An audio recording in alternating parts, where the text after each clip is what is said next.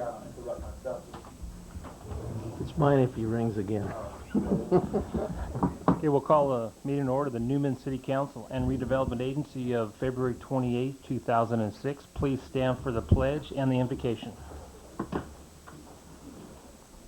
I pledge allegiance to the flag of the United States of America and to the republic for which it stands, one nation, under God, indivisible, with liberty and justice for all. Could we please bow our heads, please?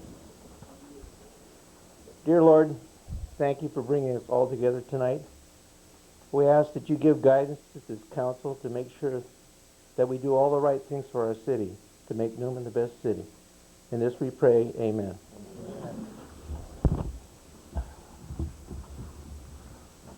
Thank you, Bob.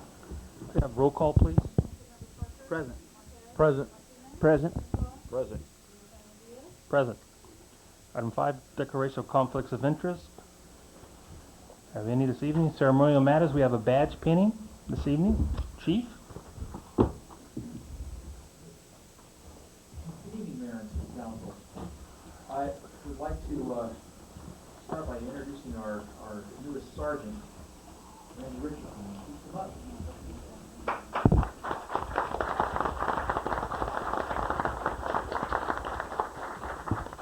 tell you just a little bit about him. I only got about 5 pages, so. Randy was he started in his former life as a construction framer before turning to law enforcement, and most of his family is involved in construction.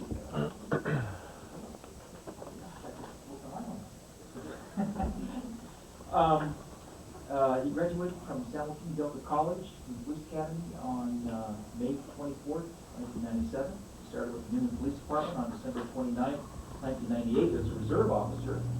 Became full-time officer on May 16, 2000, filling a vacancy left by Officer Corey Brown with the Sheriff's Office.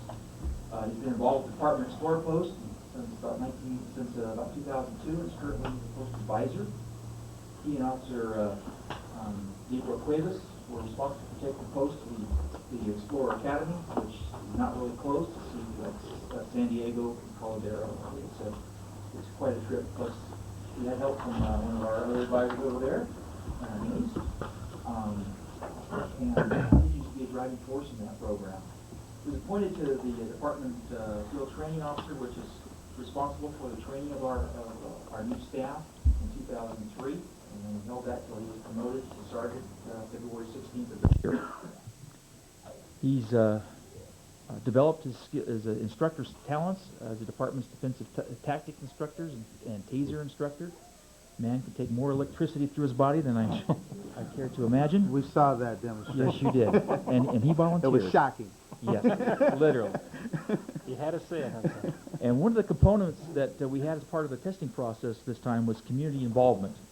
And he took this to heart and has been spearheading a basketball game between the police department and the YOLO 7th and 8th graders basketball team, which should be real interesting, since I wasn't great in basketball since high school. So, Randy has been, it seems like we've kind of grown up in the department. I attended his wedding. I've seen his raising of his 3 children that are here tonight as well. And it's just, it was just an honor to be able to make him our newest sergeant. And with that, I would like to have his wife Rachel come up so she could do the badge pinning. Hopefully won't stab him.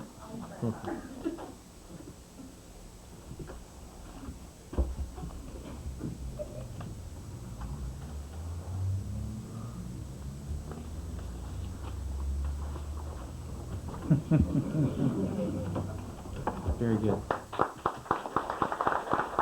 Randy, you're not done yet. No speech, but I will ask you to introduce your family members that are here present tonight. My wife, Rachel Richardson, my daughter, Morgan Richardson, Jared Richardson, the little one, Braden, my mother-in-law, Lois Baker, and my father-in-law, Phil Baker. Thank you.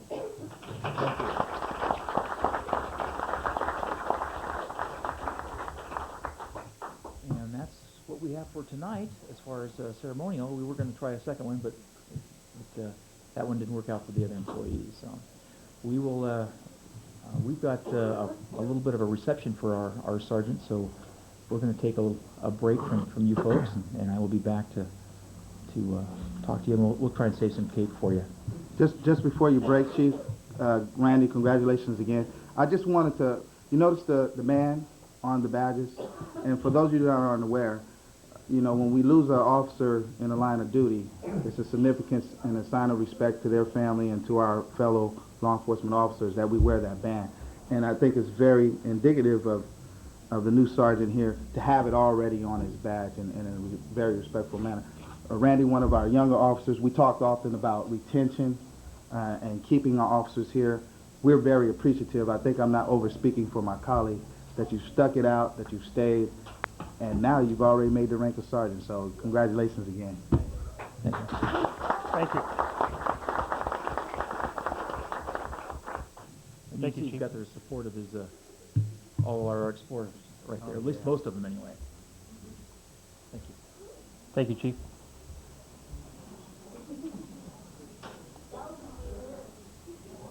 Moving on, since we cannot go have punch and cookies at this time. Well, you're the mayor. Bob always You're likes the to mayor. do that, You but can do it. Call a break if you like. Cook and punch, call a cookie and 5-minute punch recess. breaker. Item 7, items from the public, non-agenda items. If anybody has anything that is not on the posted agenda, now would be the time to come forward.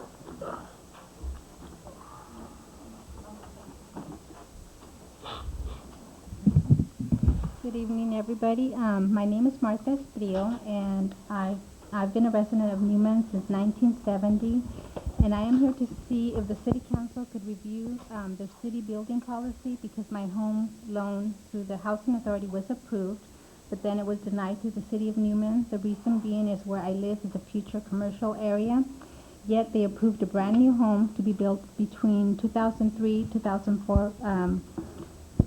While my home was refused by the city, my concern is I am being discriminated. I don't know if I'm being discriminated because I cannot qualify for a regular loan. It does not make sense. I would like the city to review their city building policy for this area. I want to know why an empty lot next to me got permission to build a brand new home while I was denied a reconstruction due to the area being future commercial area. Currently in my block there is no commercial buildings. I would like a response in writing, please, and I am willing to meet with anyone who needs more information to make a decision, and thank you very much for your time. I hope somebody can see my point. Thank you. Ma'am, if you could get with our city manager and make an appointment and... Okay. You want to comment, Michael, on it now then, or? It's right over here, right? Yeah, it's actually on, I believe, 1033 N Street, which is on the highway. That's our highway corridor. The general plan has identified that as future highway commercial uses. Our municipal states within it that you will not approve any uses that is not consistent with the general plan, the goals, and the policies within it. So, when you look at the highway commercial designation, it does not allow residential uses. But now the piece that they're referring to, that piece over there, that was zoned R3 before, wasn't it? That empty lot Yeah, prior to? and it's zoned R3. And to be honest with you, the new stately 2-story that's on there was approved and under construction prior to me moving in here. This item was discussed with our city attorney when Mrs. Espirito had forwarded the self-help application to us. We discussed it with the city attorney, and the general plan is and has been ruled by the California state courts that it is our constitution, and we will abide by it as by a city. So, But on that particular one they're talking about, that was zoned residential. Yeah. It So I'm not. wasn't zoned commercial, it was zoned R3. Yeah. So I'm not. So with that, I will prepare a written response to her and cite all the code sections that we are referring to in making our decision. So we'll get that out by this week. Thank you. Yeah, give us a copy of that too, of that, and also the new building that was done there, the zoning that was, at the time, was approved on. Sure. Thank you. Is there any other non-agenda items? Seeing none agenda items, when the item comes before us and you'd like to comment, please come to the podium, state your name and address, and Please try to keep your comments to under 3 minutes. Public hearings, we have none this evening. Item 9, consent calendar, approval of warrants. Item B, approval of minutes of the February 14th, 2006 regular meeting. Yeah, let me pull 029966 for precision inspection. They're a tenant at 1220 Main Street. Okay. Is there any other questions about the remaining warrants and minutes? If not, can we have some direction? So moved. Second. All in favor? Aye. Opposed? Motion passes. Thank you. And for item number, check number 029966. Move for approval. Second. All in favor? Aye. Let the record show that 4 participated and 1 not participating. Item 10 on regular business. Item A, appoint member to fill vacancy on Parks and Recreation Commission. Thank you, Mayor. After 12 years of service, Commissioner Jeff Ennis has resigned his post on the Parks and Recreation Commission. So therefore, the city has advertised for for applicants to complete his term.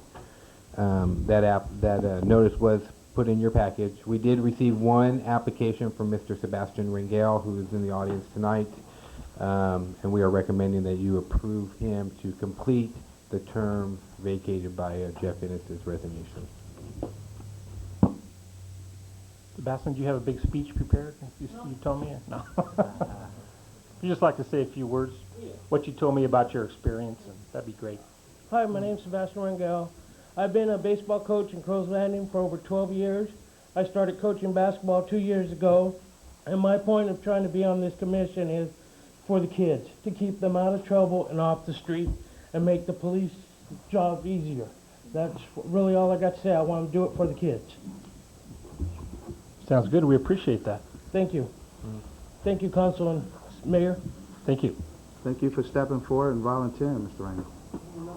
I move for approval, Mr. Mayor. Second. All in favor? Aye. Opposed? Motion passes. Welcome. Thank you. Item B, consider action for the 2006 swim season at the Newman Plunge.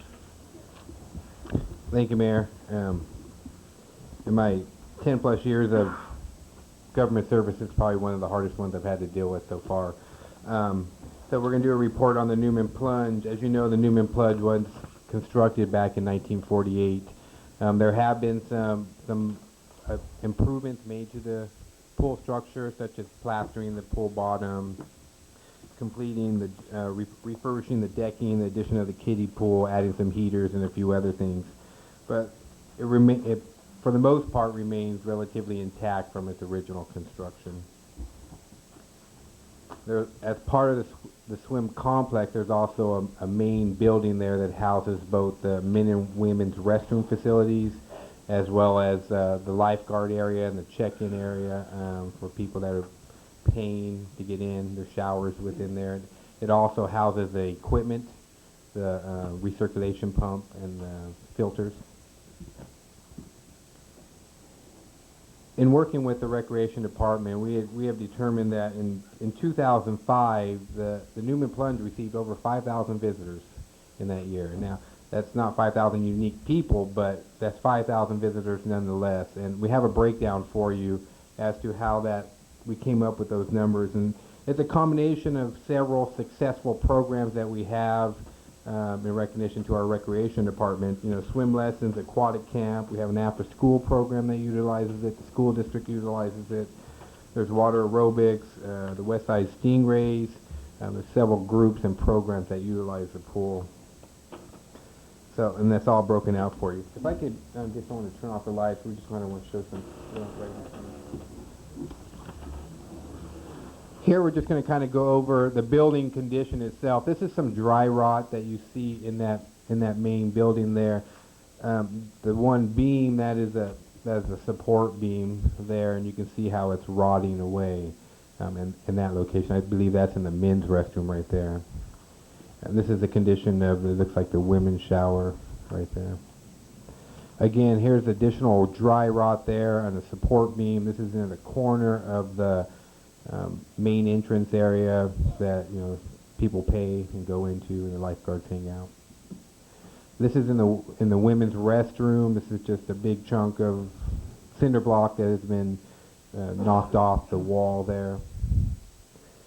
Here's a picture of the pool, and you can see the cracks in the decking there. The water has begun to splash over, and those cracks are a result of settling in that area. More dry rot. Again, this is in the main lifeguard area there, the check-in area. Again, this is, so the dry rot is in several locations. It's not just one particular location. Again, the showers and their antiquated system there. Just additional more. Here's where we're starting to. Do you have the laser?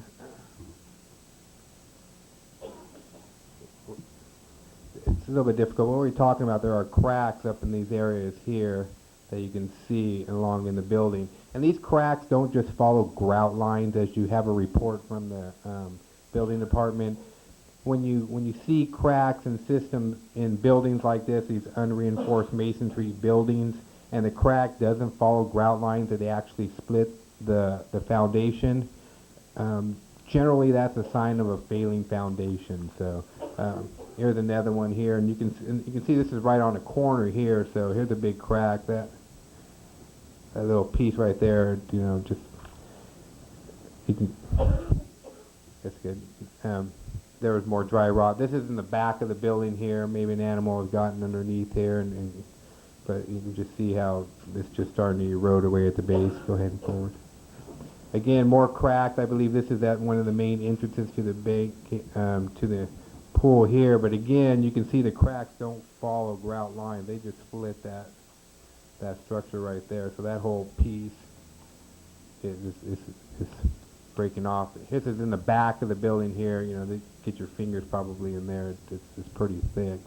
We do have a little bit of rebar in here, but it's again, we're looking at things, a structure here that was constructed in 1948 and under 1948 conditions, and those have substantially changed, especially since we are now in a seismic zone 3 earthquake area. So, and this is the pool decking itself, and those look rather large there, and this has been identified. I gave you a copy of our last year's report by Mary Kate, who is the Stanislaus County Environmental Health Inspector. It does pose a tripping hazard. They look a little bit large right here, but reality, I think they're probably maybe an inch to an inch and a half in height there. Again, this is more cracks through the structure here, and this is the main building. This is a little area right here. You can see where water just kind of settles in this particular area. When you go out to the pool, and I take my kids to the swim lesson, there's always water standing in this area, and it splashes over, and I think that's one of the reasons for causes of settling. You can see the cracks in the concrete there. Again, these are just the settling of the deck around it. This is in the women's restroom. This is an electrical conduit here, and this has been eaten into, rotted away there. This is in the equipment room. We're just showing, the antiquated system here with these wires. This is the old filter system, probably original, but this is where we're going to get someone to crawl in, and they have to get in there with basically a little hammer and chisel away at the diatomaceous earth and the sand that's in there in the filter system. And this is a recirculation pump right here that we're going to talk about and the replacement of it. So, okay, we can get the lights back on, please. Thank you. We wanted to really, show you what we found out there in terms of the structure itself, because there's one main entrance in there, and these are our restroom facilities that serve our visitors to the complex, the young men and women that go to this, and the children that go to this, as well as the employees, the lifeguards themselves. Get into what it's going to take this year to get the pool back up and operational. There are four main things that we're talking about in terms of making an investment into this pool, and we would call these the startup costs. The startup costs include replacement of this recirculation pump, that's $3,600. Refurbishing the sand filter, getting inside, taking all the old stuff out and putting new ones back in, sand, that's $4,100. sandblast and seal the cracks in the bottom of the pool is $3,500, and then seal coat and paint the pool interior is another $3,500. So you're looking around $14,700 to get the pool in a condition that we can open it up and be operational. On your desk today, I did give you a copy of the report from Mary Kate, who was the inspector last year. If you do notice, she did make notes on the condition of the plaster, and those are the ones that are scribbled out. And I don't know why she marked them approved at first and then not approved afterwards. But it's under plaster and decking, and she put it in not in compliance. Moving on to what it would take for operational costs. Now these are going to be operational costs whether we have this pool or a new pool. These are just standard operating costs that pools require, and they're going to be standard throughout most of the communities where you're going to find a pool. And the financial situations of pools is going to be pretty consistent throughout community to community, and one of those consistencies is it's generally fiscally negative on the budget itself, but you're providing the service to the community. Pool management salary and lifeguard salaries is around $17,000 this year, and I worked with the recreation director, and this is based upon last year's time schedule and their salaries with the small bump that they have coming to them. PG&E is going to be around $4,000, chlorine just over $5,000, and then they have around $1,200 worth of miscellaneous expenses. When you total it all up, you're looking at, for startup costs and operational costs, you're looking at around $42,000 to run the pool from mid-April through, I think we determined probably Labor Day weekend. So it's about a 4-month period. We talked about revenues, put that in there as well. Again,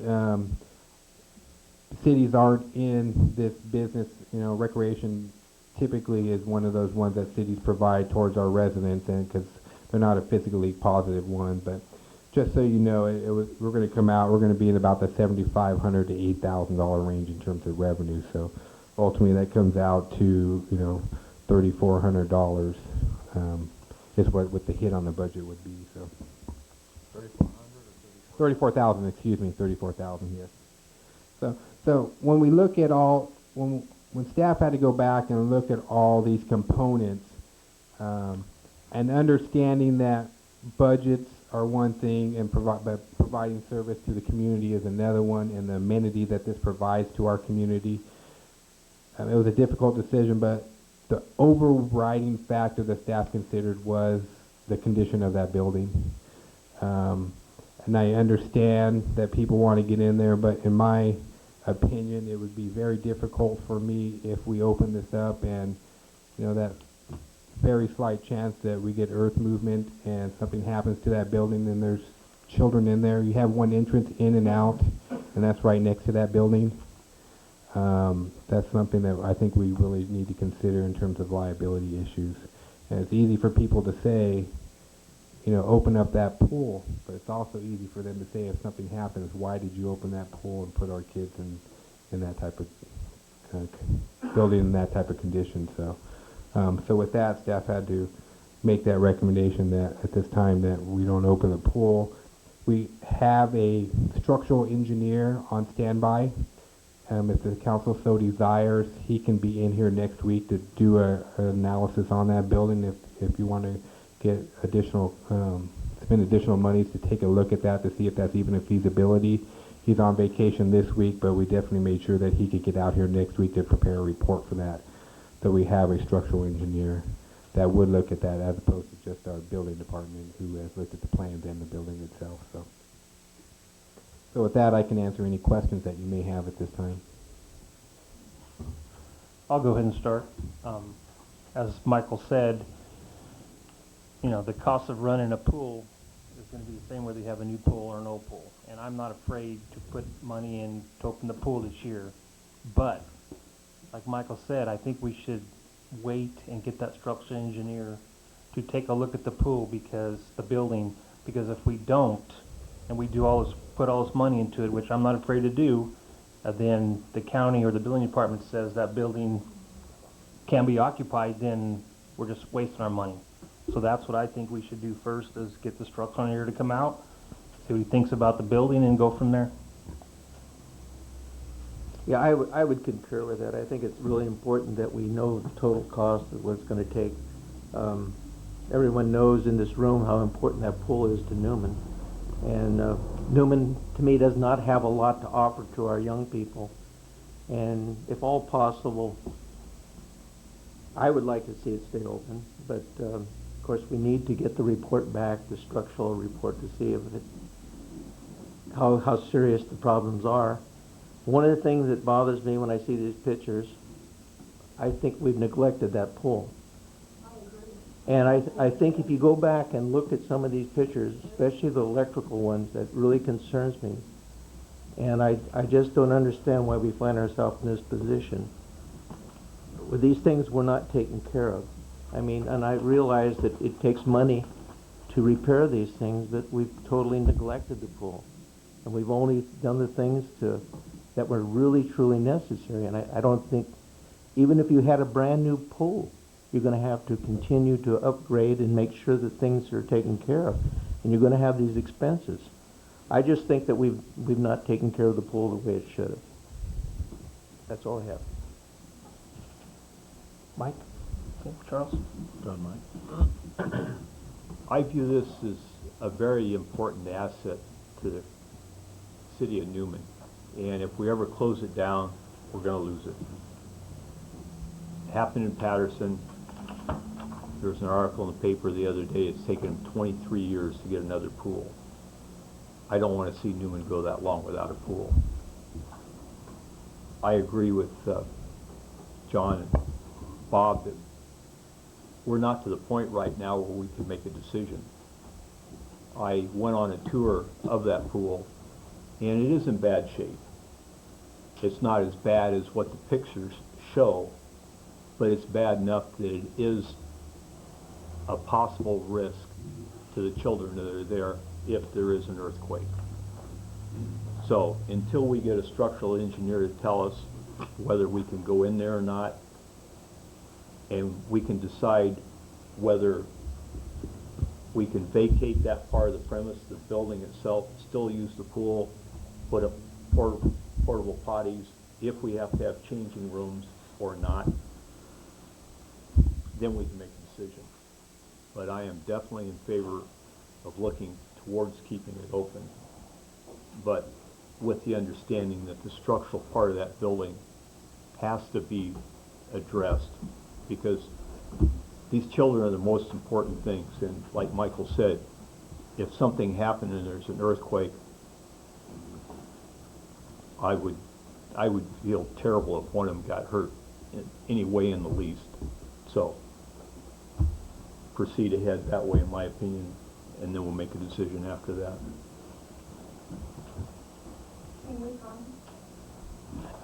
Further comments from the council? Or? Pretty much, it boils down to safety. It's, I know we all want to have the recreational opportunities out there for everybody, but again, we're not going to sacrifice safety for the sake of, because again, I know everybody out here wants to have the pool open, but God forbid should there be an earthquake or there should be something, and I can tell you right now, that will have come down to being the worst decision ever made, opening that pool, if God forbid something should happen. And I don't necessarily think we should sacrifice safety for that sake. So I guess we'll wait until our structural engineer lets us know what the deal is. Tim? Well, looking at the considerable crowd that's here and thinking in terms of the difficulty, I look at the building, and I've spent some time in the West Side Stingrays. I've been out there when they've had their competition. We supported the aquatic adventure camp last year, which was a big program. But I'm going to be honest with you. Having gone out there and taken a look, it's pretty deplorable. And as much as you would place the emotion in it and wanting your children out there, irregardless, I think in terms of the safety, I don't know, and I'm not going to go into any theory about an earthquake, or I look at it right now currently in its current condition that it appears that it has some safety issues, that I would have some considerations when my niece and nephew are here and in the summertime and swimming out there at that pool or in that facility. Whether or not we're going to be able to piecemeal it continually, because actually we've spent, and giving some credence to what you said, Bob, and it's been deteriorating for some time. It was there since 1948. And the last 10 years of operational and capital costs, we've actually spent over $1 million on the Newman plunge. And you would say to yourself, wow, where did that money go? And I would actually say it's continually gone down the drain, and literally, because every time we drain it, all those cracks reappear. And the West Side Sea Range, you guys are very well familiar because you guys have put some heart and soul into it through their program, because I know, having made these decisions previously, that we've continued to formulate 30,000, 40,000 to keep the pool open. So in all honesty, I would concur with my colleagues and say, okay, let's get the structural engineer's report. Let's see what that says. But everybody's seen the picture, and if you've been down there and you've taken a look yourself, and that one thing, this thing right here, where they're talking about, have you seen the size of that? You have to be almost the size of a child to get down in there and chip out the chlorine and we've seen the chunks the size of the rock that it's come to. I agree with you. It won't take us, how many years?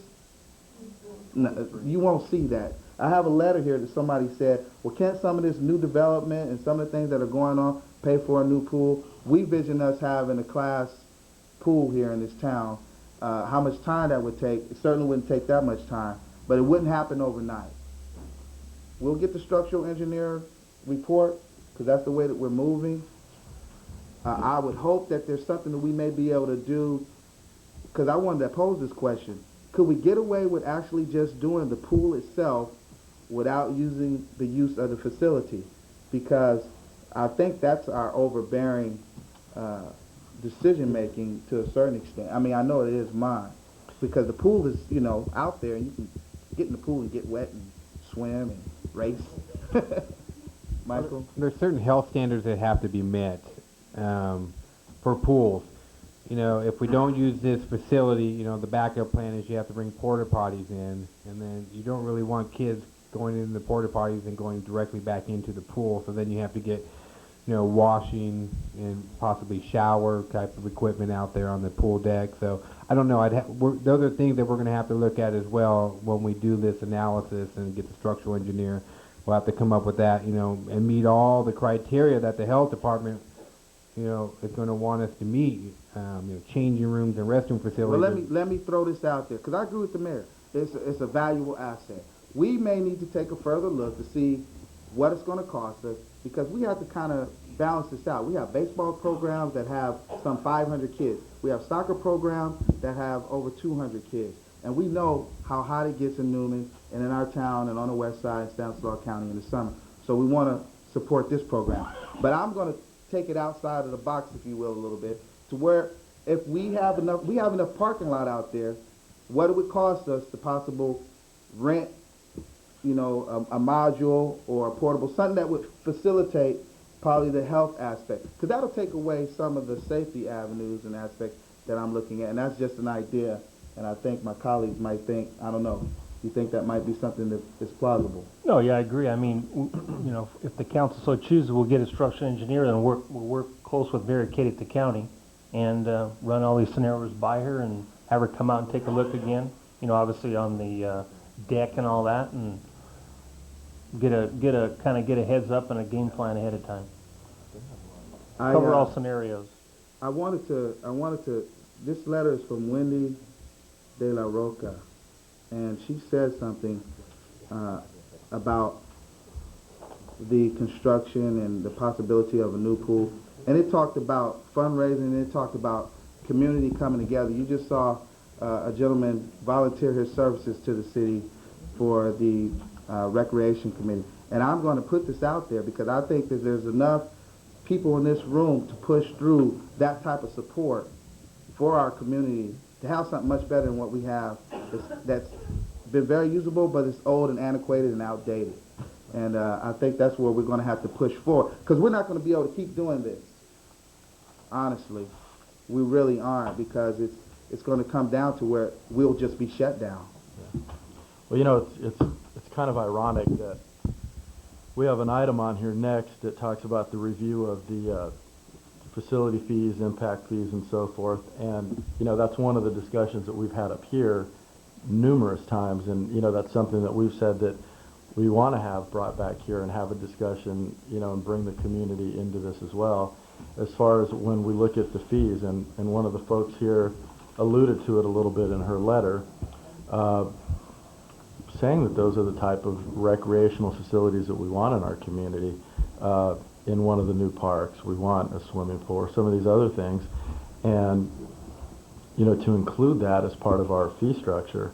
And also, you know, I think having the private company or private development building it as opposed to a governmental agency doing it with governmental funds and everything, and we're paying an arm and a leg in prevailing wage, we would probably save about 30 to 40% of the construction costs if we were able to do something along those lines as opposed to having governmental funds doing it, you know.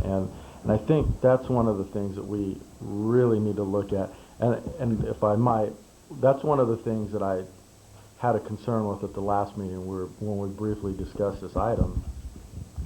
I made the suggestion that by us continuing to piecemeal this swimming pool and, you know, doing what we've done, obviously we concur that it's a very valuable resource to have in our community, but I think by us continuing to piecemeal it, I think we're condoning the condition of our pool.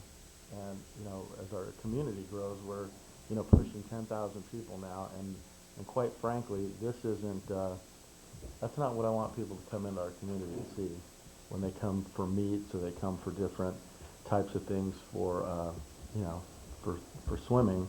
That's not what I envision that people come in and see. So we really need to sooner rather than later, you know, look at our fee structure and look, these are the recreational facilities that we want, and then charge accordingly. And at least, you know, and I agree with Tim, it's not going to take 23 years, certainly. If there's the will in the community, which I believe there is, then we just need to press forward and start targeting where we want this thing to be, when we want it, and move forward.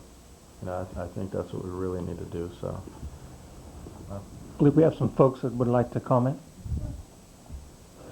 My name is Mary Williams. I'm a Newman resident, and I know we all know that this is an important piece of Newman, but I agree with Mr. Martino. We should be embarrassed that the city of Newman has let that pool look like this. Is it all a surprise to you that it looks like that? Did it happen since last year? No. Did it happen? How many years has this pool been somewhat an eyesore? So have we let the kids of Newman down? Yes, you have. I think you really have. And I would like to propose that we look at some grants, corporate sponsors, somebody to get this pool up and running and piecemealing it together, because it's not going to be 1 year, it's not going to be 2 years for us to get a pool. Wherever you haven't picked a site, you don't have any money. So why not be proactive here, get some corporate sponsors? There's lots of grants out there. Ask Fireball, ask Doss Palace, same rural communities on how they got a pool. Did it take them 23 years? I don't think so. And yes, we all want the pool, but sitting here complaining about it and not being proactive and getting some money together and asking the community to back you and to go out and get some sponsors. And there's a lot of people in the outlying areas, I think, that would be willing to put some money together or match some funds to keep this pool open, because we're worried about obesity. We're worried the district is mandated by the school district is mandated by the state to have a wellness policy and to have more physical fitness. And now we're closing a place where kids can swim. And the next thing you know, they're going to be in the canal. So where are we going to go from there? You get one drowning in a canal. We need to fix the pool. And as Mr. Parker said, it's an eyesore and it's an embarrassment to this community. And we need to do something about it. And I think everybody here would be willing to help you. Plus the rest of the community that's not here tonight. Thank you. Thank you, Mary. Would anybody else like to comment? Do we have some direction from the council to go ahead with the structural engineer then? I concur. I concur. I concur. We need to vote, Tom, or no? Everybody concurs. There's some more people that wanted to speak. Sure.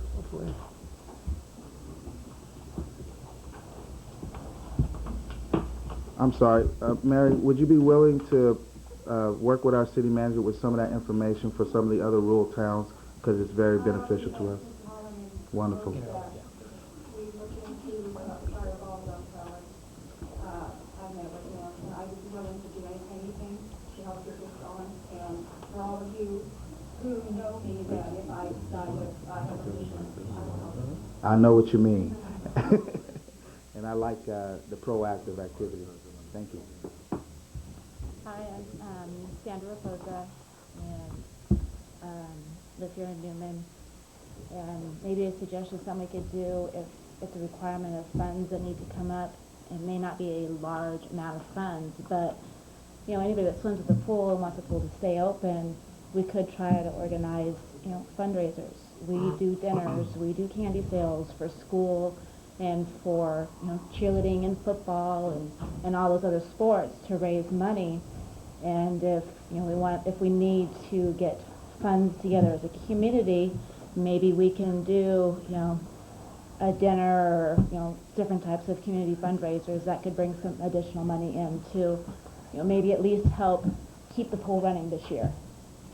If it becomes, you know, a issue of the amount of money that you're willing to put into it. You know, if the community comes in and says, okay, we're going to help, you know, we'll help with these fundraisers, maybe it would make it a little bit easier to make a decision to help put the money into, you know, making it work for the kids this year. I would be willing to help with that, and I would hope that other people would be willing to help with that. My son suggested he would sell candy bars. All right. So, thank you. Thank you very much.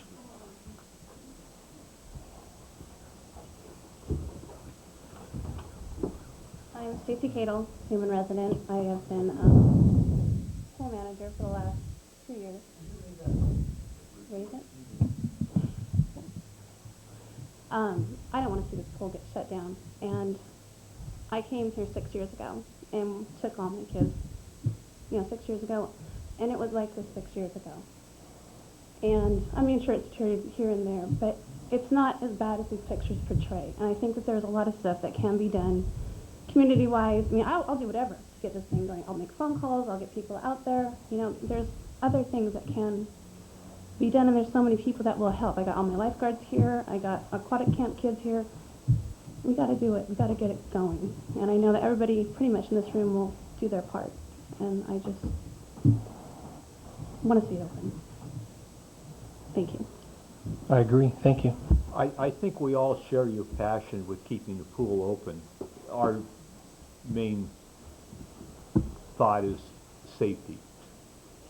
So just remember that.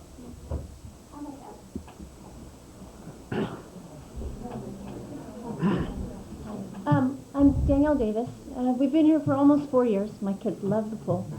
A couple things. Nobody else needs to comment on how bad the pictures look. That's obvious. And it's obvious that things like the roof rot, the dry rot's been going on for a long time. And, so that part, I'm curious, a couple of those pictures look like they were repeat pictures of the same spot. So that's interesting to me. But, and I agree that the safety is a big issue, liability. Nobody wants their kids to get hurt. The corner of that building seems important, because it looks like that could slough off really easily. And everybody agrees that the pool is a great asset to the community. It's awfully hot out here. I grew up in Concord, and we still have a nice community pool. It's a neighborhood pool. I mean, Concord is a very large city, obviously, but Holbrook Heights, where I grew up, has a community pool. It's been there forever. all the residents that live within that Holbrook Heights area pay a yearly fee to support the maintenance of the pool. It's beautiful. It's been there forever. It's grassy. It's got, I know that the city of Newman and the residents, the lifelong residents especially, are very passionate about their city. I know that it's hard to get some people to budge, but it might be a suggestion to add something maybe to the next ballot that comes around, that the residents tack on $1 or $2 every year to support the pool. I mean, it's not going to affect anybody financially to add a couple dollars. And when you collectively add 10,000 residents, that's an awful lot of money that comes in. And if the community wants to see the pool stay open, the community can add a couple dollars every year to help support that pool. And you can wind up eventually with a surplus, I would imagine, that would support a very nice facility. I'm also curious that when the structural engineer comes around and does this report, I don't know whose responsibility it is, but it'd be very interesting to find out, and maybe the residents would also like to know just how far away we are from any earthquake fault lines. It's my understanding we're quite far. So I'm wondering, what the likelihood really is of us receiving any structural damage from a quake, So I think that would be really interesting to add to that.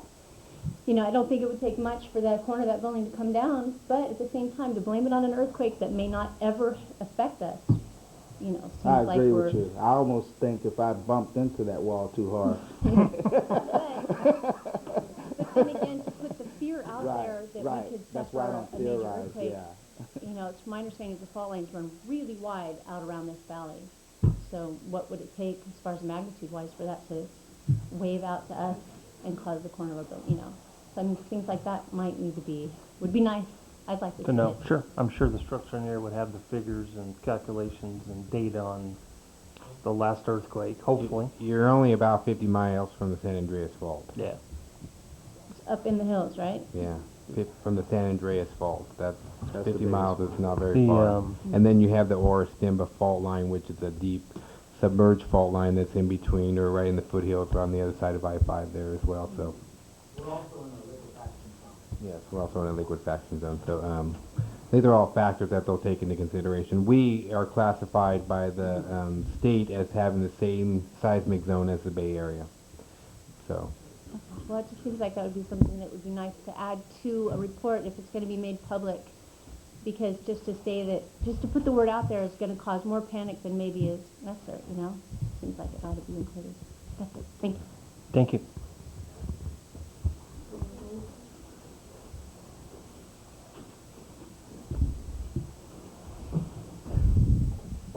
Hi, I'm Jessica Pham.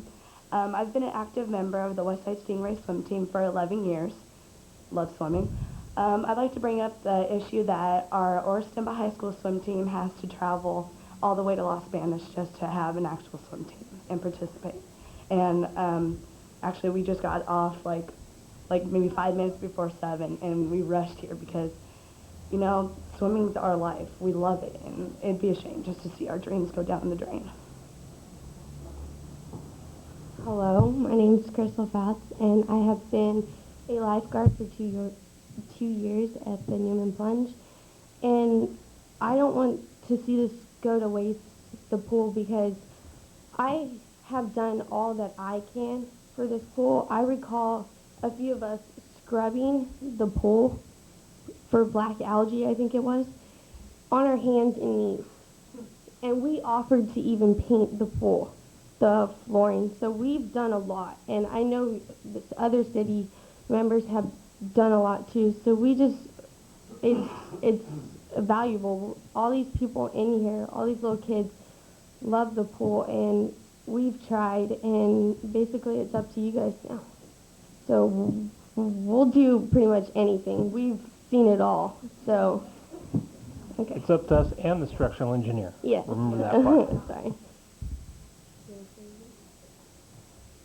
Also, we, for the first time, had the aquatics camp, and we pretty much got sponsors for all that, and so many people came out to that, and that was all free for the kids. So I think if we can get enough people to sponsor all these little kids to swim for a week, I think we can do a lot for the pool. I mean, our community is great, and I don't think it's going to go to waste if we have the support of Newman, and we'll do about anything. So, Thank you. We've had kids that didn't know how to swim, and that camp learned so much from just like the week camp that we did, 2-week camp. Thank you.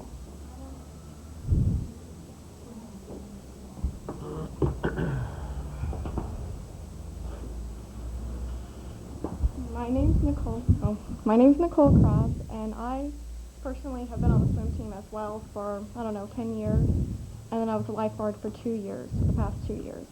I read in the newspaper an article last week regarding the Newman pool and this meeting, and I remember reading that one of the council members said that maybe we can have the pool open this year while we plan a new pool.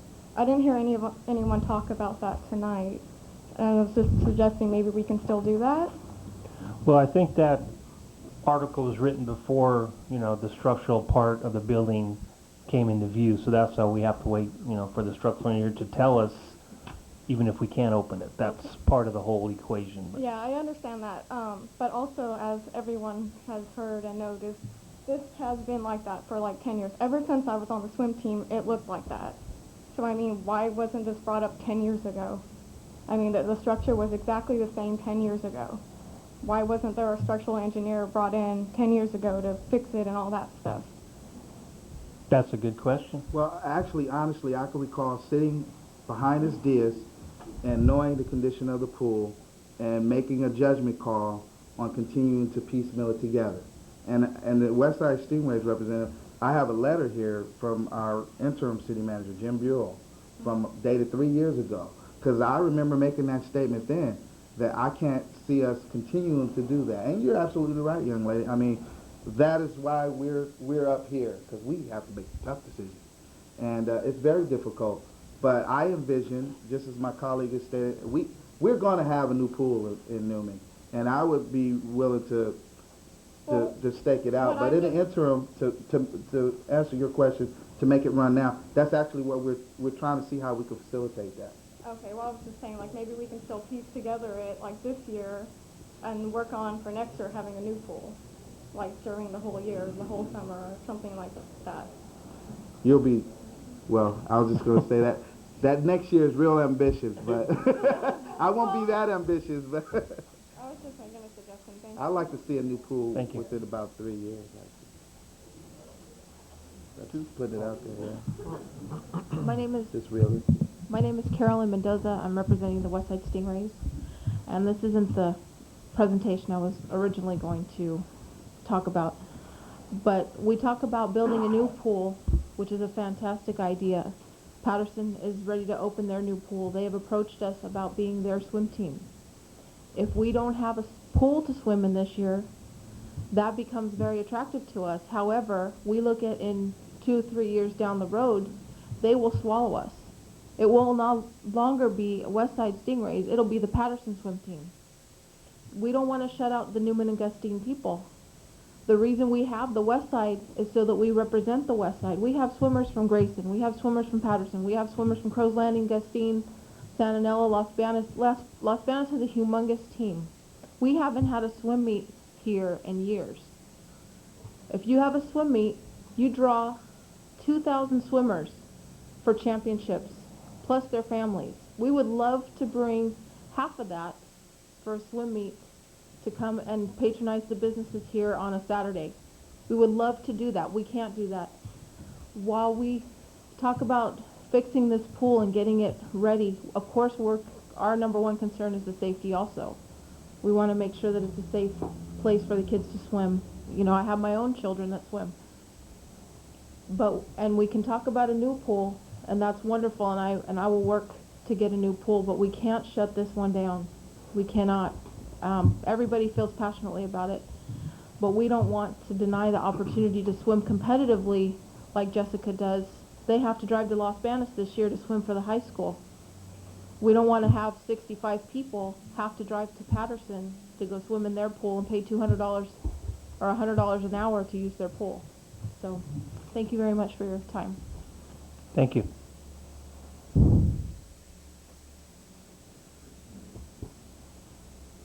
me again. Okay, two things. I'm a plumber. I know what the profit margin on the houses they build, 'cause I'm all over. Why don't we get some of these developers to kick some money in? And number two, you guys drain the pool every year. That is wrong, because the pool expands and contracts. Well, when you let the water, you got all that water in there, it's forcing those walls out. Well, as soon as you take the water out, it relieves the pressure, it lets everything drop, you get the cracks in the pool. It's cheaper to maintain the pool with the water full, like everybody that lives here that has a swimming pool in their house.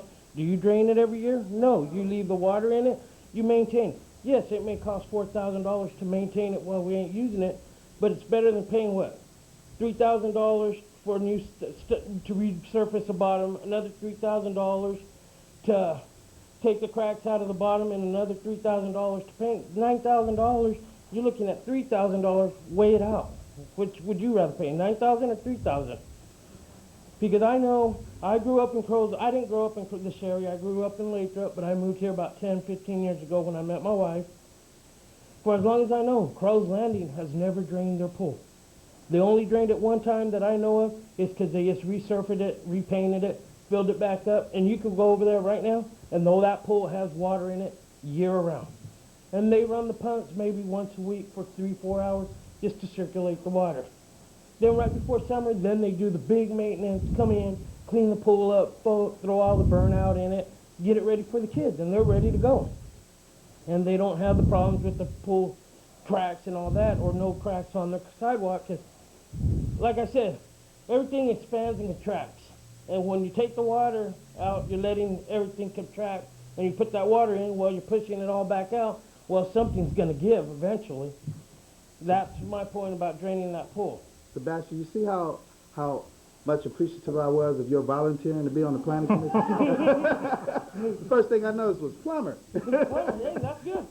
Hey, if I could help with the plumbing in the new building, you know, I could talk to my company, maybe they'll volunteer all the material and I'll do all the labor. Look at that, yeah. Thank you. We appreciate that. Thank you. I think somebody back in the early 50s was probably the first person to start draining the pool before they knew what was going on. And that person, I'm sure, is long gone. So, anyway, thank everybody for their comments. And, I mean, I am willing to get this pool running, but it might be out of our hands. So we have to wait for the structural engineer's report and also work with the county to work through these issues, and we'll go from there. Thank you very much for everybody coming. Moving on, item C, review automatic adjustment of capital facility and impact fees.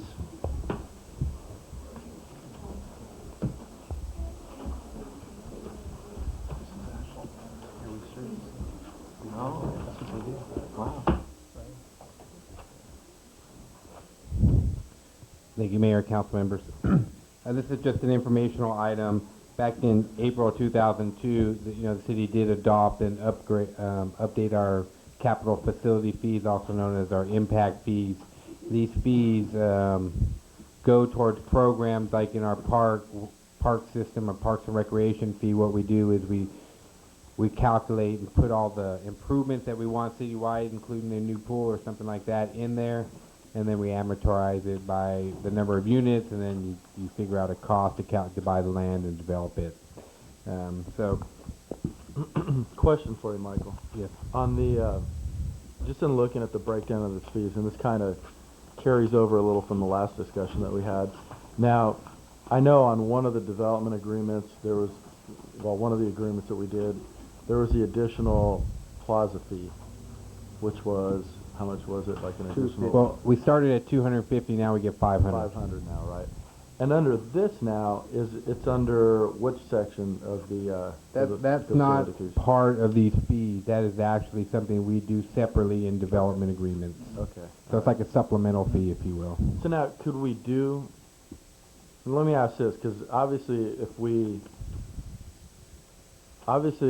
say that, look, this is what we want for our recreational facilities, if we, obviously all we need to do is show a nexus between what we charge and that, you know, as long as we meet all the AB 1600 requirements on how we're collecting the fees and spending them, as long as we can show that there's a nexus for the fees that we're collecting and everything else, I mean, basically, couldn't we do that? Couldn't we say, look, this is a priority in our community. This is part of our recreational, be it a governmental building or whatever the case may be. Couldn't we basically make policy saying that this is what we're going to do and we're going to charge accordingly, and this is what the cost is going to be, and so there we meet the nexus test. You're absolutely correct, council member. And part of the general plan process that we're going through right now, what I would like to encourage the council to do is, this summer, once we get through this budget year and get the budget adopted, that we really start talking about a annexation wish list, if you will. And because we, as part of the general plan process, we're going to look at our fees again and making sure that we're collecting the correct amount of money per lot, because costs have escalated for construction and materials. Maybe our needs and desires have changed since 2002. You are allowed on an annual basis to update these fees and look at whether you want to add or delete items from those programs. So I would recommend, once we get through the budget cycle, and we're going to start that in April, that we really start talking about the fees, because once the general plan is done, we're going to roll right into a fee study again and update these fees. And I can tell you they're probably going to increase pretty substantially. Right. And the reason I ask that is because, we know that's something that we want. I mean, I know all of us on the council have asked for that discussion to take place. Excess property that we own, what can we do with that? Just recreational type things that we want to see in our community that we're deficient in now.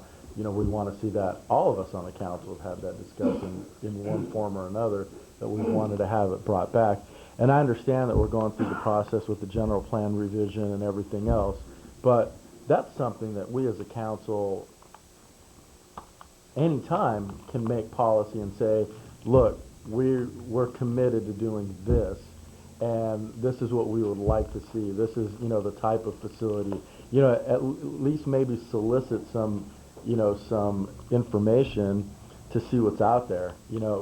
Granted, we could wait the 4, 5, 6 months or whatever, but I think any time we could actually go out and solicit that information and say, hey, look, what does something like this cost?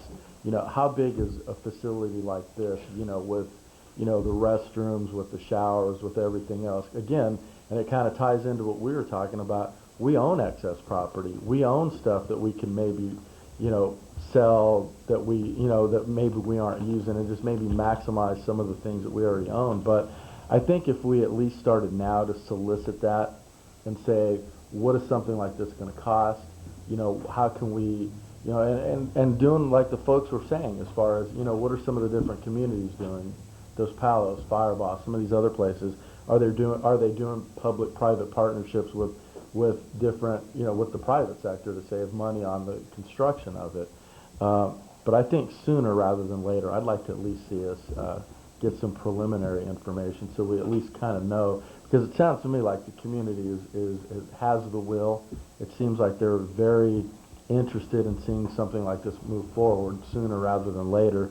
And at least if we're able to get everybody on the same page as far as what this thing's going to cost and what people are looking at least it gives us a goal that we could at least shoot for. And I, me personally, and I believe the council feels this way, is we'd like to at least solicit that information sooner rather than later. Just give us an idea. I just want to know what something like that's going to cost, because I think at the point when we're actually updating our fees, to me, it seems like we're going to be a little bit late on that. I think if we have all that information in front of us, at least we can know what we want to do. To what extent do we want to, go on this thing? And then when it comes to these fees, then we could just start. We could be good to go on that right when we know when we're going to update our fees. So if my request, I will ask for the council's concurrence, is that at least we look at some preliminary information. If we maybe just solicit some information and just get an idea of what we're looking at. That way we do twofold. We'll come back with the structural engineer's report. We'll kind of get an idea what the deal is on that piece of property. And, at the same time, we'll be able to say, you know, here's what the deal is on this, here's what this is potentially going to cost, and then we go from there. I think if we have all that information laid out, I think we're, you know, more comfortable of making some decisions as it relates to the pool. That's just my take on it. But No. I would ask for council's concurrence to at least just get some information. Is this cost considerations on a new facility, new pool? Is that what you're? Yeah, absolutely, absolutely. Yeah. Because I mean, we're looking at the fees anyway. We're going to update the fees. We're looking at the stuff so that we have the will of the people now wanting to be proactive and move forward with this. Let's get some costs. Let's, you know, get an idea what this thing's going to run us. You know, we've got some ground out there. You know, if it means I'm not sure what the process would be of taking that out or doing whatever. You know, we've got some ground out there in the city that we own outright.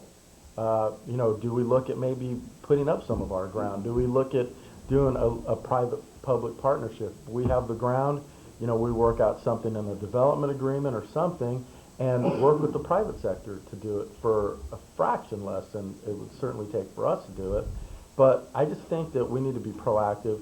And I'll give an example on that plaza. We were very proactive. We went out, you know, did what we need to do, acquired some property, you know, looked at supplemental fees, did the things that we wanted to do, drew up a plan, and we were proactive on that. And I think the only way that we're going to get this swimming pool sooner rather than later is if we're proactive in the same way, going out and seeing what the community wants. What are they looking for? You know, what's this going to cost us? Let's draw some plans up. Let's press forward. The only way it's going to get done is if the council is proactive and just does it. I mean, it's not going to magically happen without the council moving forward. Ultimately, we're the ones that, you know, make the decisions for our community. So I ask for council concurrence on that. No, it sounds good, and I've already been working on this for a while, Charles. I've been getting development fees from every other city in our county and surrounding counties, and, you know, you'd be surprised at what some other cities in our county and out of our county are getting. Yeah. So I'm I just putting think we need together to- an informational list so we can Right. come up with the right figures. And I just think we need, well, and I think we need to do what's best for us. You know, we need to formulate what's in our best interest, what we want to see, and then move forward with it. But I want us to do it sooner rather than later. And I appreciate the fact that you're working diligently on this, but, you know, I'd like to see us take formal council action and press forward with this, rather than just you solely working on it, which I know you're working on it diligently. But I think at the end of the day, we need to take formal action as a council and make this official policy that we want to move forward, is my take. Getting down the cost of a pool nowadays is easy. Just call up Patterson and see what theirs is costing. I think it's $1 million, a little over $1 million, I believe. That's what the mayor told me. But You know, Charles hit on something that I talked to Michael about a while back, about taking some of our excess property and utilizing that to fund a new pool. Now, whether we sold that property and built a new pool, or whether we took that property and did some horse trading, we'll give you that, you build us this. Now, I don't know, Tom, if that's legal to do that, but it does keep our costs down. I can't see you over there, you smiling and laughing. Why you say, well, the devil's in the details, you know, and, Yeah. whatever the potential deal is. But I agree It's with- not impossible to make work. Yeah, I would be glad to deal some of the property we have, excess property. And if we can do that and get a few of the projects done that we want to get done, more on the plaza, a new pool, it's not doing us any good sitting out there, and we really have no plans for it in the future. So, yeah, I agree with you, Charles. Let's push forward. Can we bring something back soon, Michael? At the 14th, we can have an inventory of all the properties owned by the city, and we can have cost considerations for a new swim complex. Michael, I'm not real clear, and if you would possibly explain to me and the council of financing things through a Melrose district. A Melrose district is the sale of bonds through a governmental agency, and then it's levied on a property tax type basis, supplemental tax basis on individual lots. It's secured by land.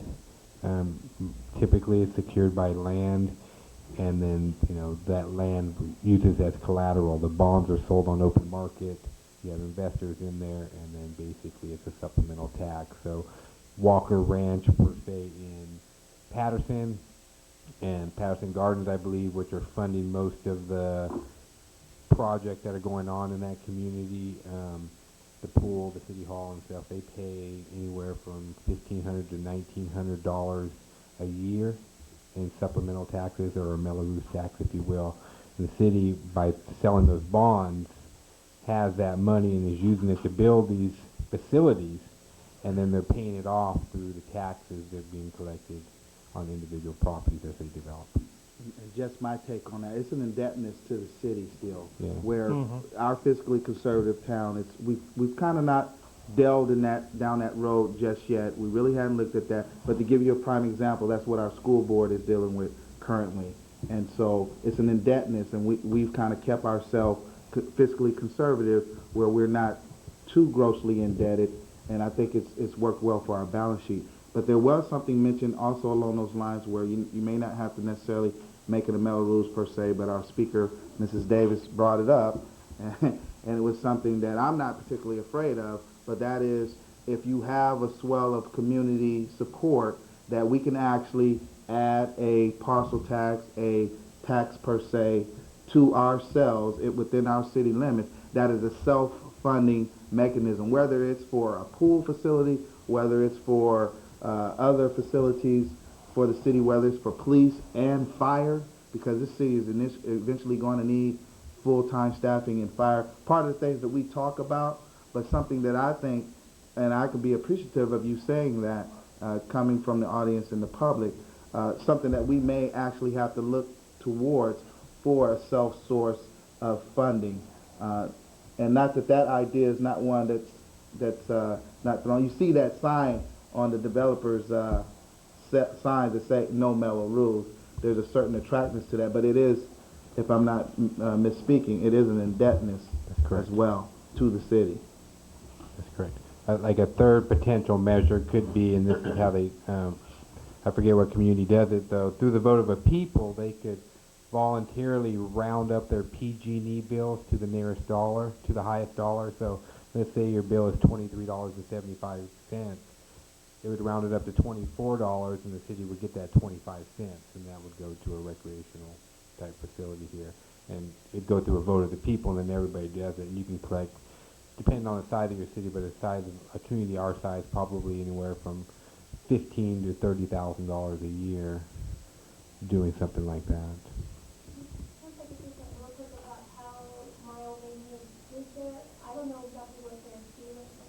Well, probably because of your ideas and brainstorming, you may want to set up a meeting with our city manager.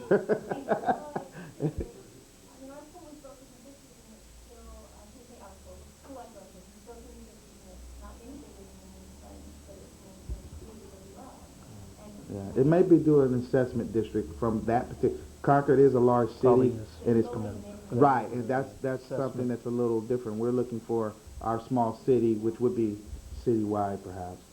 My opinion is it ain't gonna affect nobody. Raise everybody's water bill and sewer bill $5. Take those $5 out and which brings me to that brings me to something I'd like to discuss. Open up that can. My name's Dwight Wilkins, and you just touched on something talking about the water situation. What's the chances of this city getting a bond issue or say a 0.25%, 0.5% sales tax to help override the cost of the new water system that we're going to have to put in? Is this anything feasible? Oh yeah, you could do that. Vote of the people, sure. Would that in any case mean that the water bills wouldn't increase as much as the primary estimate was if we were to do something like that? It would depend on how much the people voted for the tax. You know, on the percentage would have Right, cent, yeah. 1/4 cent, 1 cent. That would depend on that. Okay, There's loads of ways of doing it. I just thought I'd bring that up since you talking about taxes. Mr. Navoa. Thank you. He's been waiting patiently. Yes. In the Thank you. Bob Naveau on 1045 Ruth Avenue. I sometimes have a hard time remembering some things, but I do remember serving on the on the Recreation Commission a long time ago. Then why didn't And- you fix the pool? Yeah. Sorry, Bob. Funny you Couldn't should. resist, sorry. Funny you should bring that up. I will tell you what we did do, and somewhere in City Hall, and Judy is a witness to it, and I don't know if they've ever been found. There is a complete set of plans for not Olympic style, but a competitive style pool. I was on the Recreation Commission when we did that, and it is a spectacular pool.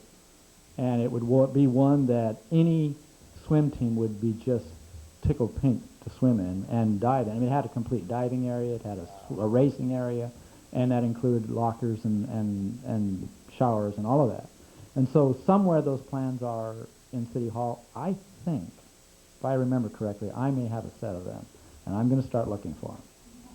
So there's no need, other than that may be too ambitious, because it was really an ambitious pool. But the other thing, 1985, for those of you that were here, this town came together and said, we will build a new football stadium. 3 years later, and today still, we have one of the finest football stadiums in Central California. You're right. That came together through a community effort. I know a lot of things have changed, but it can be done. And so I will support it in any way I can. I have in the past, and I will continue to do so in the future.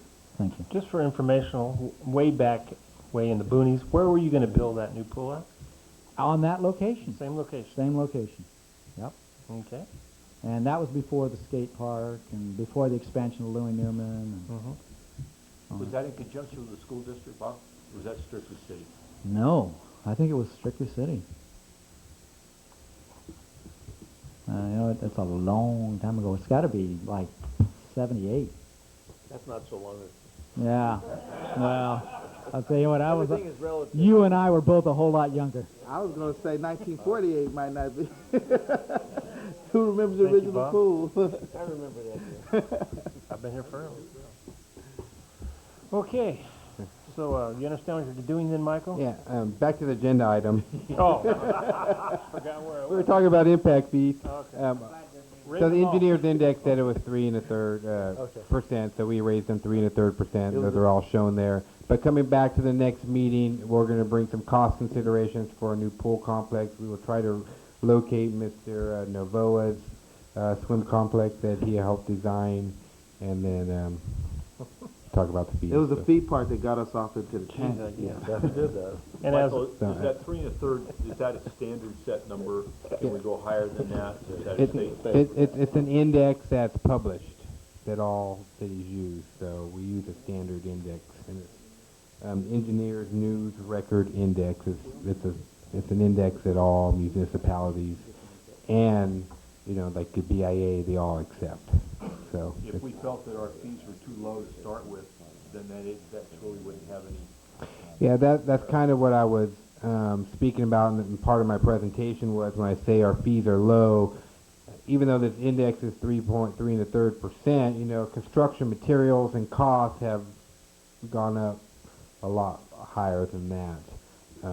So that's why we're going to have to take another look at our fees, and that's why Councilmember Parker's idea is, is I support fully, and getting all these ideas out in front of us, so that way when we roll into this fee study index, we already have our vision of what we want, and I think that's kind of what he's talking about. Let's talk about the vision, talking about the facilities we want. So when we roll into the fee study update, that's already done. So. my vision for the next go-around is very high. High as we can support with the Nexus. Okay, what do we got going here? We got need a vote on this? No. Okay. Information. Okay. Okay. Item 11, items from the city manager and staff. We have met with Ecologic, and the capacity analysis study is well on its way. I was pushing, I continue to push for them to have at least that first part, the capacity analysis, have us something for the meeting on the 14th. They didn't guarantee it, but they understood my desire to have it, so they're really pushing towards that. So I think the meeting went off well. I think how they're going to manage the project and how it's all going to be tracked is going to be very efficient for the city. We are at the second part of that, coordinating an effort between the Public Works Director, Garza, myself, and Rich Stoll, getting letters out to the Regional Water Quality Control Board, and then we're going to start setting up meetings with not only them, but Wastewater Task Force, and keep them included in where we're going on that. So, just to update you again, for the meeting on the 28th, I will be out of the country on that, so we're trying to bring all our items forward for the 14th, and then we will designate a city manager, acting city manager at that time, if we have any items just to bring forward. We're just anticipating just usual business, warrants, and those considerations at that time. Which so. meeting is this? That would be on Tuesday the 28th. Second one in March. And I will be out of the country. Oh, no, I'll be in this country on the 14th. Right. So are we going to continue for that meeting or not? Well, that'll be up to the council on the 14th. I think on the meeting of the 14th, I will let you know what items that we are anticipating for the 28th, and then you can anticipate maybe even just the warrants, and if nothing else is significant, that's correct. We may push through for the next month. That's what we're pushing towards at this time. So, yeah. With that, I have had contact with the new city manager in Gustine, Mr. Roger Wong, and the former city manager Don Hutchins. So I want to talk to Councilmember Crinklow and Mayor Fantasia about meeting. See if you're available for next Wednesday, the 8th, to meet on that 2-on-2. They would provide dinner, starting at 6:30. 6:30 to 7, we'd get some food, and then meet from 7 to 8 with them and just talk globally about what those infrastructure and our needs and where we're going as a community, where they're going as a community, not only for infrastructure but economic development, and just form a West Side collaboration on that. So. What time? 6:30. I don't think I'll be back. I have a DC, my last DC planning meeting, but I'll be back. Okay. Councilman Crinklow, you're available? Okay. I will confirm with you tomorrow that their council members are available for that as well. So with that, that's all I have. And for those of you that came in, Mr. Bruce Budman is here. He's our interim finance director. He will be giving you a mid-year update, budget update on the 14th, and both in written and oral form. So it's a pleasure to have him on. I think he's been a tremendous resource to our finance department and to the persons within our finance department. I think he's earned their respect, and they appreciate having him there as that resource. So I think we've come a long way in just the 2 weeks that he's been with us. So with that, Ernie and Mike probably have some information.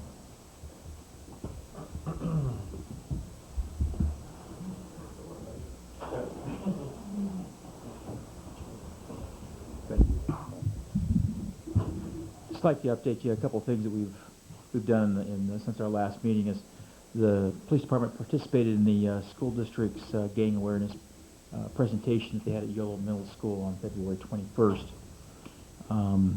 We also had one of our older sergeants of about 2 years. Sergeant Lemus went to Albuquerque, New Mexico on one of our U.S. grant for the technology transfer program, in which we were able to receive a thermal imaging device, which will allow us to be able to, and we were just practicing with it earlier, be able to see kind of like in the dark, but it picks up heat. So somebody could be hiding, but their heat source will glow, and you're able to see that. So when we play hide and seek with people, we'll be able to play a little bit easier. He was gone from February 20th to 23rd, and just let the council know that the part of this grant paid for flight, it paid for everything, meals, lodging, and everything. So that was all part of that grant process.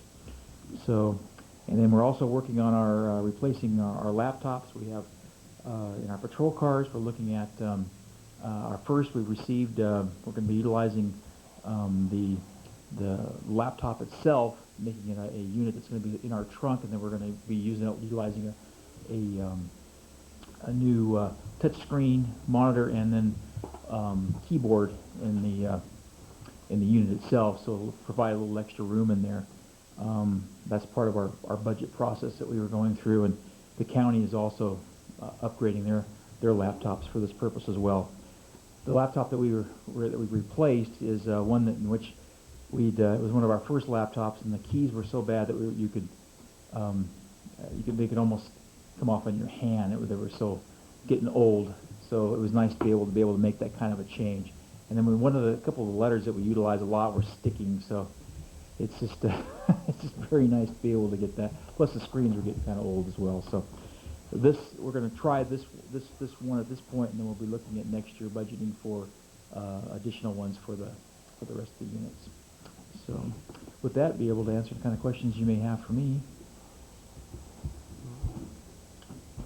No question. I had a question, Mike. Okay. It's been brought to my attention that around the schools, we lack signs that indicate the crossing, school zones, and a lot of the crosswalks are not painted. If you want to get an example of what's going on, take a look at Gustine and see the new signs that they put out. The color is a real bright color, very visible. If you go over to, especially Hunt School, and you look and you'll see there's not signs out there. They don't indicate crosswalks. The crosswalks need to be repainted. And I know they were repainted at one time, but they're in dire need of being repainted again. Normally, I know Public Works, they do that. They cycle those things through, and I'm sure it's in the process of being done. I think the problem that we have is their water pigment which doesn't wear as well as when we were. But I'm concerned about the safety of our children, and I really think that take a look at it and see what you think. I have some pictures. I didn't bring the pictures tonight. I should have brought them, but they really show that there's no signs out there. There's a lack of signs. And like I say, Gustine is a good example of what they've done to show the crosswalks. And actually there's arrows indicating a crosswalk for the children. And I just think that we need to do something in that area. And probably it's not only Hunt School, but it's the other schools also. Well, I'm sure that I will be working with Director Garza on addressing those issues. The other thing that was brought up at the last council meeting too was the 35-mile-an-hour signs that we were looking at on Sherman Parkway. One of the problems that we have at this point is Sherman Parkway isn't completely opened up. It goes up to Barrington at this point, and the city's not accepted that last portion. And we have to do speed survey on the roadway before we can actually put the postings out. And you can't do it with a partially open road. So as soon as that's dedicated, we will definitely put the speed survey. But we will be educating the public as to the speed that we're anticipating that to be, which will be 35. You cannot post a street until you've done a study on it? Well, we cannot enforce it. That's the problem that we're looking at. We can post it anything we want, but as far as writing a ticket for a violator of that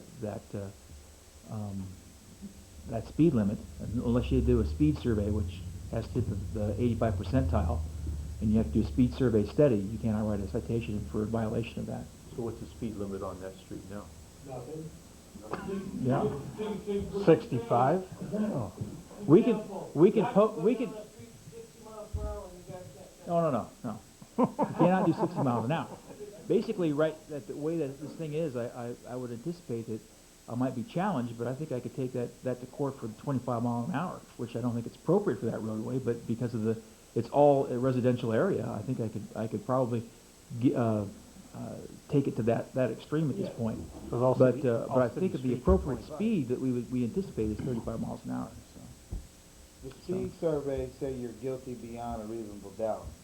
Without the speed survey, the judge may have some reasonable doubt and whether it's rational or prudent. We have had tickets thrown out when we don't have a speed survey. They're good for 5 years.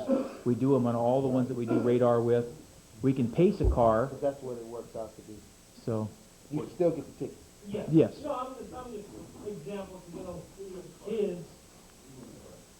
Right. But don't you think we should put a 35-mile-an-hour sign out there for now and then do our speed survey? I I agree with Bob, you know. Ernie, what do you see think? people come flying out of Well, there moving. but the Yes. server might say 25, so that's why we better wait, right? Is that, Well- is that what you're getting at, or? Well, as far as the speed survey, the survey would have to come after that to justify the speed limit that we go for. I just put 35 with a little disclaimer on the line. Small print. For now. Yeah. 35 for now. Yeah. 35 or So lower. we will take this back to staff and we'll see about how soon we can get that posted. But that's the reason we're looking at this point. Okay. Thank you, Chief. Is there anything else? Oh, I opened up believe a can of so. worms, I think. Thank you, Chief. Thank you. Ernie, do you have?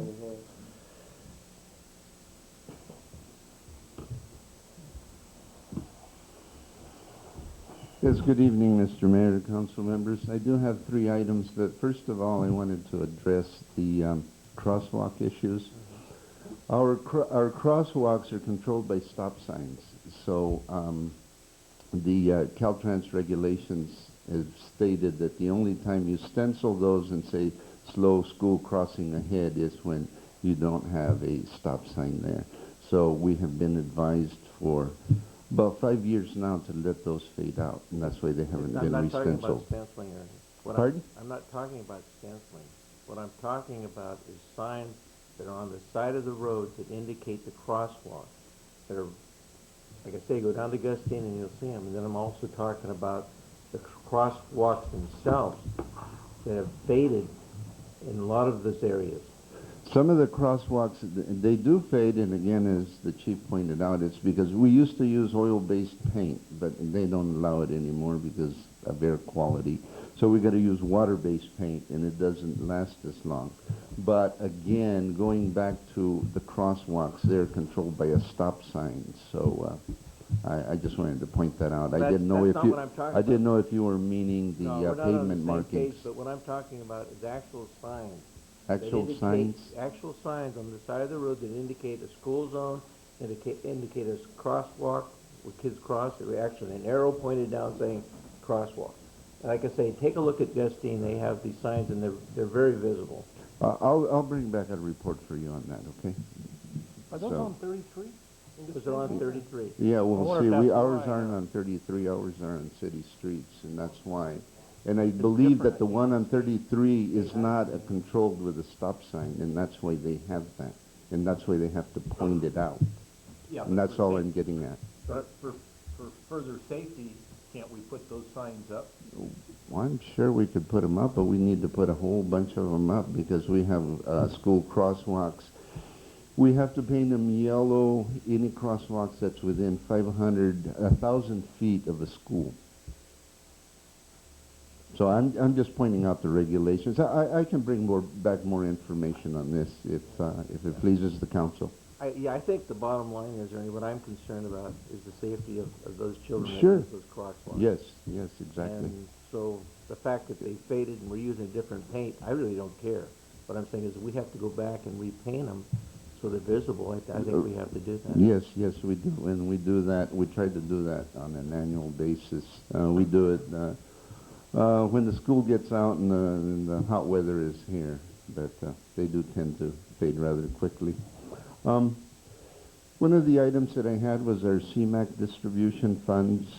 We have received from StanCog the amounts that are going to be allocated for a 2-year programming. For the year 07-08, we're getting 56,636, and 08-09, we're getting 57,184. As you well know, these air quality projects are limited with what you can do with those. They have to do with air quality mitigation, such as roundabouts, traffic lights, sidewalks, and CNG vehicles. And the StanCog is asking for our intent for these monies, and after discussing it with the city manager, I told him that I would like to see this going for additional purchases of CNG vehicles, since we do need we do have a flatbed truck and a 5-ton dump truck that needs replacing, that they're pretty old. So if there aren't isn't an objection from the council, I would like to proceed with this. How much money? 56,000 in 0708 and 57 in 0809. Right now we have the Honda CNG. We have a Honda CNG and we've got 3 Chevrolet pickups. Do we buy paint and school signs? No. So, How much are each one of those vehicles, Aaron? the pickups were 23,000, but of course your dump truck and your flatbed trucks are going to be close to that amount. Ernie? Yes. If you have a flatbed truck, Mm-hmm. and you have a dump truck, Yes. I've seen combinations of the two of them. Yeah, well, the flatbed also does dump, but it's a smaller truck. In the dump truck, the 5-ton dump truck are the ones with the big steel beds where we haul our rock and our gravel and sand and such. And the other, the flatbed dump truck is the one that we use when we do a lot of our tree pruning and cleanup and stuff as such. So, but we need a more heavy-duty dump truck when we do haul construction materials. When do you need to know this, Byron? Do you remember, Michael? It's within the next couple of weeks. Again, there's not much money that you can do any other project with, and I sure would hate to see it us lose out on it. Is it targeted only for vehicles, though? No, again, air quality, anything having to do with air quality. As an example, and Ernie can remember when I was on Stancog many years ago, when we got the X amount or whatever the money was for the downtown plaza, basically the argument that I made at the Stancog was the fact that putting in new sidewalks and all the stuff downtown would create more pedestrian traffic downtown, which would alleviate car traffic, and that's how basically we were able to get our big portion of the funding from Stancog based on the fact that there was going to be more pedestrian traffic downtown. Exactly. So it just basically what they're looking for is in the name. It just needs to mitigate air quality, and so more pedestrian traffic or anything else that's going to mitigate, the destruction of air quality is basically what you can make the case for. Well, that's what I thought. I actually thought you talk about a timeline, so that could possibly be the March 8th meeting. Yeah, I believe so. Are they giving you the deadline for it to be on the March 8th calendar? I believe so. I can't recall the date on it. I would want to know a little more extensively than at the end of our meeting, item from manager and staff, that we're going to seek that kind of funding, that we might actually do something in lieu of just those vehicles. Notwithstanding your department needing those, I would want to kind of know a little bit more of an assessment on it. Can we get something from you to just on the assessment of those vehicles? Because I actually have something in mind in terms of.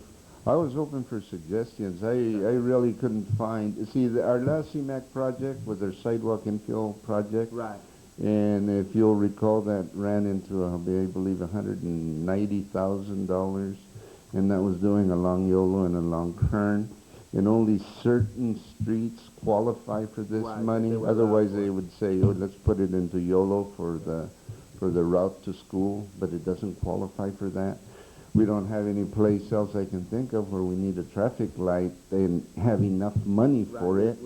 Another traffic light would be good at Yolo and 33, but there's not enough monies there. Yeah. And of course, we also have to come up with our local match. And our local match on these monies would be about $7,400. So that would bring it up to about $60,000, $63,000. And there isn't much you can do with it. And so, being under the gun, I proposed to Michael that I said, well, I do know that we can get CNG vehicles with them, which I too need. We can't carry those over. We can't bank them till we have enough for a project. No, you have to use them, or some other city will get it. Other city will snag it and take it away from them. How about give us an assessment on those vehicles that you're proposing, and I'll take it upon myself as the current representative for our council on stand call to place a call down there to see what other kind of programs they've used those funds for and get some other examples. But taking your suggestion as a priority currently. Yeah, because That's again, difficult. going back to what I said a minute ago on, making the case for the downtown project, basically the case you have to make is that you're alleviating the, air quality. You're basically, you can make, that's a pretty broad Yeah, case it that is. you can make. If you're, setting up, any host of things that encourages pedestrian traffic. A bike trail. A walking trail Right. or something Right. that encourages pedestrian traffic and gets people out of the car. You can get the funding you can for be it. pretty creative Yes. on this, and I think all of us know, especially the ones that have been on Standcog, you can be pretty creative because some of these cities and some of our folks from the bigger cities in the county, you can be pretty creative on some of the way these things are laid out, and I've seen it. We've all seen it. Yeah, they've gotten some you just have to walkway make the case thoroughfares. for that it's going to help alleviate some of the environmental or the air quality stuff. So Right, you just run your calculations saying how much you're eliminating from the pollution in the air, and you do it. And I'm open for suggestions, Okay. but I'll get back to you. You better find a date on that too, Ernie. it's do they have it's to coming know up by? really quick. So Let me know when anyway. the technical advisory committee meets, because you guys usually do that meeting for your suggestions. That prior to won't our that won't happen until the end of March, and I Yeah. believe the deadline is going to come up a lot sooner. I believe CPC when we go is generally the last Tuesday of the month, and the tech committee is on the Thursday. Okay. And I think we're going to be, but again, I'll talk with Michael, and I guess he can shoot you guys emails and let you know what. Well, and I'll Ask for be at direction. I'll be at City Hall on Thursday, so I know it's not happening before then. Okay, the second item is most of the buildings in the downtown area for as long as they've been there, I think they've had the roof draining and under the sidewalk and through the curb face and out into the street to get rid of the rainwater. When the 2002 streetscape improvements went in and they replaced all the sidewalks, one of the pipes from the Knights of Pythias building was inadvertently left out, and it was not replaced. And so now the owner has come and has said that the water is seeping and draining under his building, and he would like to have the pipe replaced. I have gotten some estimates, and the lowest cost estimate I've gotten is $1,750. We do know that that pipe belonged there is because prior to the streetscape project beginning, I took a video camera and I videotaped the entire project area so that if we ever had a dispute with any of the business owners, that we would be able to go back and review the video. We did that. We went to Precision where the video is stored, and it showed the pipe that was there, and it is no longer there. So I believe that it's our responsibility to get it replaced. Unless, again, I hear an objection from the council. So Precision didn't even catch that at the time? Whoever was during the inspections, it wasn't caught, I guess. Everything was going on at the same time, up and down and through all the blocks, and that's the only pipe that I believe was left out inadvertently. That sounds discretionary enough for me. Advice from council, try to make somebody else pay for it or not? Oh, I was talking about whether you had. Yeah, it just whether sounds you could do discretionary. that discretionary. No, okay. I mean, that's why you videotape. Go after the inspectors? No, but it's for that. That's Yeah, I guess we gotta get it done, Ernie, Right, and so, but anyway, I want to keep you informed of anything and everything, especially there in the downtown glad area. you took the videotape. Fix it and we'll figure out who to send the bill to later. Okay, and the very last item, if you'll recall back in the November 3rd City Council meeting when we had the bids for the parking lot at Barrington Park. We had 3 bids. The highest was 152,000. The lowest was 122,980. And at that time, our recommendation was to allow staff to work with local contractors and piecemeal it and work with the city crews on a time and materials basis to see if we could get this accomplished. So far, I've been able to get the work started on there. The parking lot, the dirt work has been completed and has been moved. In the parking lot, the driveways have been installed, and the amounts that have been submitted.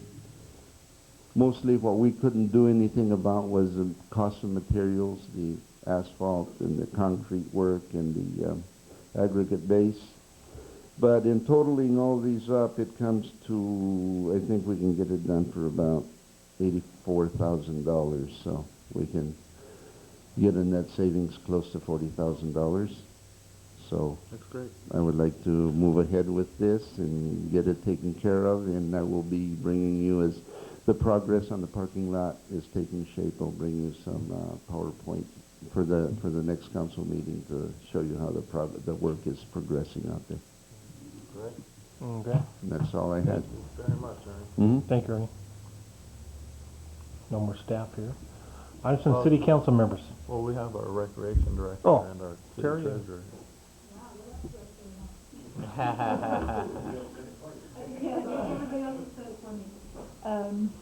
We are working on a karate class, and I've contacted Patterson to see how they handle the same sorts, and it looks like something that we're going to be able to do, and we hope to get that implemented soon. Basketball's coming to an end in 2 weeks, and the adults is for another month. Trying to think. I've all had the swimming pool on my mind for the last week or two. That's about it. Kind of thinking of, if the pool doesn't open, programs that we're going to have to bring in to do something with these children, keep them out of trouble during the summer months.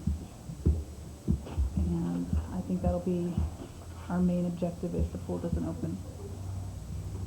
Any questions? Thank you. Do you ever get anything from our city treasurer ever? Do you ever get a report? Would you like to introduce yourself? Not I meant like city treasurer, if Dave Hi, Bruce Budman. I'm the interim finance director. This is my third city in Stanislaus County I work for, so I guess I'm doing something right. Keep inviting me back. And there's plenty of work to do in the finance department. I think we've already made a good start going forward and started working on next year's budget already. And as Michael said, we're going to bring the mid-year budget for review here at the next council meeting, so you can see some of my work, I guess. And I've been enjoying working with the staff there, and I think things are going to go good. So it's good to be here. Thank you for having me. Sounds great. Thank you, Thank Bruce. you. David, do you have anything since you're our city treasurer? No. Everything's good? Lots of money, David? Checks are all signed and in the mail and everything's good? Was I supposed to get one? Oh. Yeah, it's right Tomorrow. Tomorrow. Tomorrow's the first. Oh, you need this big check. Your check's right there. He's talking about the warrant. Your check's in the mail. Okay, I'll check my mail. Thank you, Dave. Item from city council members. Mike? I have none seen, thank you. Bob? Just to follow up a little bit on the swimming pool and all our recreation programs in the city, I just think we have to be very careful that we use every avenue possible to go out there and develop these programs. Not only the swimming pool, but we have to know where we're going to try to get the funds. It's like there's a lot of different ways. People talked about grants, and maybe the Newman Crows Landing School District might be involved in this. And What I'm saying is we've been talking about this, but we've never put anything concrete as where the location will be, and I just think that we need to start now, and you know, you have a lot of people out there that want to volunteer their time, and maybe somebody will come up, I don't know if it's the city's responsibility, but come up with committees to save our pool and to and also include the fact that we're going to develop a new pool someplace. But I'm saying the recreation programs are so important to the city, and like our director was just telling us, that if we don't have any place for these children to go, we're going to have to find places for them to do things. You know, it's like, and it's like they're going to get in trouble. They're going to use the canals for swimming, because I know that's what we used to do. We used to swim in the canals, and they're very dangerous. And so I mean, I think it's very important, and that's all I have. Thank you, Bob. Charles? Yeah, I just what Bob said was right on the money as far as us, you know, doing this sooner rather than later. I know we had talked about the CMAQ funding. Again, there's a number of things we could do. You know, we could be as creative as possible. You know, even if we set up a walking trail or walking path around, you know, a new swimming pool, and called it some kind of walking trail for, you know, just something. I mean, you could really stretch the hell out of these things, really. And, you know, even if we did something like that, that's, you know, you're looking at 57 plus 57 if you did some kind of just a walking trail. Community, City of Newman walking trail or something. You know, you could really, you know, get really creative with that. But, you know, as we've said up here many times, we just need to be creative with stuff. We need to be proactive. We need to be creative. And, you know, the sources, the normal revenue sources that, you know, that we got in the past from the state and the federal government, they just aren't out there anymore. And, you know, we really need to be creative on how we get our sources of revenue, because they're just, I mean, they're not there anymore. They're just not. So I look forward to us being proactive on this as well. Tim? No, nothing. Thank you. Nothing? Can't believe it. Oh. I just want to remind everybody to pencil in March 25th is the Newman Chamber of Commerce John T. Severa Awards. And I will not be at the next meeting. I will be in D.C. Leave that morning to solicit the funds to keep the Orstemba detention project going. So wish me luck. And everybody, don't do anything out of hand when I'm gone. So. And that's all I had. We're going to change the locks. Jeez. When I come back with that $1.3 million check, then, oh. Well, then we'll give you a key again. Thank you. Not until then. All right. We will adjourn the closed session. Thank you very much.